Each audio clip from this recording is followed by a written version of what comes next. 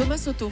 La politique, Antonin André, bonjour. Bonjour Thomas. La politique ce matin, c'est le candidat Emmanuel Macron qui pourrait être rejoint par des poids lourds du gouvernement. Alors, ils ne sont pas encore publiquement prononcés, mais ils ne soutiennent pas Benoît Hamon. On parle de Stéphane Le Foll ou encore de Jean-Yves Le Drian. Oui, le menhir breton Jean-Yves Le Drian serait effectivement sur le point de basculer en faveur d'Emmanuel Macron. Les couloirs du ministère ultra sécurisé de la Défense bruissent de cette rumeur et mettent en effervescence l'équipe d'Emmanuel Macron. Parce que plus que tous les autres, le soutien du ministre de la Défense est fortement attendu par le candidat d'En Marche.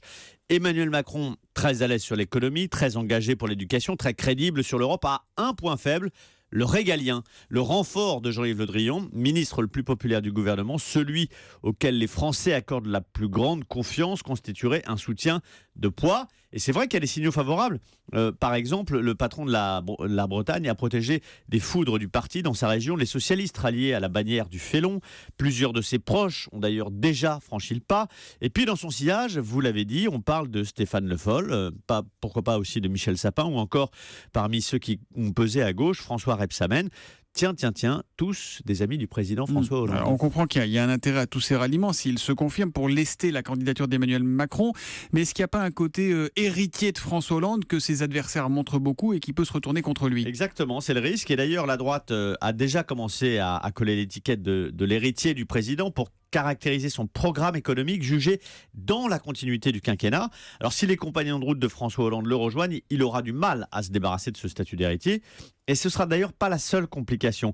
Parce que quand on prétend incarner le renouveau, la rupture avec la vieille politique, c'est délicat d'accueillir les barons du PS, ces grands élus régionaux qui incarnent tout ce qu'Emmanuel Macron a combattu, le système politique des partis, un héritier rattrapé par les éléphants et qui va de surcroît pencher furieusement à gauche. Le positionnement central revendiqué par le candidat d'En Marche et droite et gauche va finir par être déséquilibré et finir à gauche toute. C'est un angle d'attaque que la droite autour de François Fillon a déjà commencé à décliner pour retenir son électorat. François Bayrou, figure haï par une partie de la droite, bientôt rejoint par des éléphants socialistes, a trop lesté Emmanuel Macron. Tous ces poids lourds peuvent aussi finir par le faire couler. Voilà, le Figaro croit savoir ce matin que Bertrand Delanoë, l'ancien maire de Paris, pourrait lui aussi rejoindre l'écurie Macron. Notez que Jean-Pierre Raffarin sera à 8h15 l'invité de Fabien Amias pour une interview politique d'Europe 1. C'est un désaccord entre Bertrand Delanoë et Anne Hidalgo qui disait hier sur Europe 1 le libéral Macron. Le libéral Macron, disait-elle. Merci beaucoup, Antonin.